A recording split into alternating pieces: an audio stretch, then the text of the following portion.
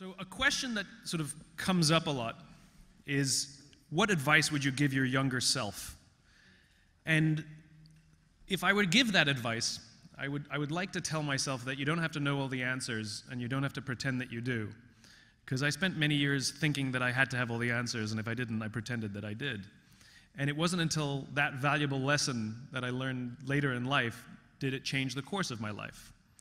And so I thought what I would do today is just share a few stories, a few things that I've learned along the way, some of them big ideas, some of them small, that have helped mold my perspective on the world, and hopefully it'll give you something to take away as you go on to your next challenge. The first one is all about perspective and going after the things that you want.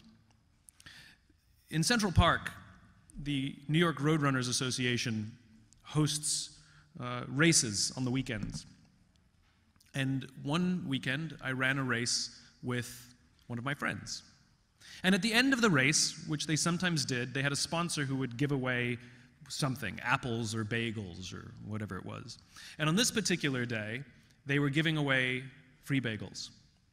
So we'd finished the race, and you sort of can imagine the scene. It was cafeteria tables lined up next to each other with boxes of bagels across the cafeteria tables, a line of volunteers on one side of the table, and a much longer line of runners hoping to get a free bagel.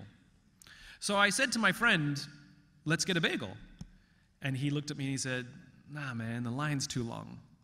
And I looked at him and I said, "It's a free bagel." And he said, "I don't want to stand in line." And I looked at him again. I said, "Free bagel." And that's when I realized there's two ways you can see the world. You can see the thing that you want, or you can see the thing that's standing in the way of the thing that you want. I could only see the bagels, and he could only see the line. And people who can see the bagel, people who can see the thing that they want, the things that are getting in the way are actually diminished in size. They're just obstacles to go over or around. It's an opportunity for invention or innovation. Whereas people who can only see the obstacle and literally lose sight of why they set out on the journey in the first place, they become stunted by fear or overwhelmed by the challenge ahead of them.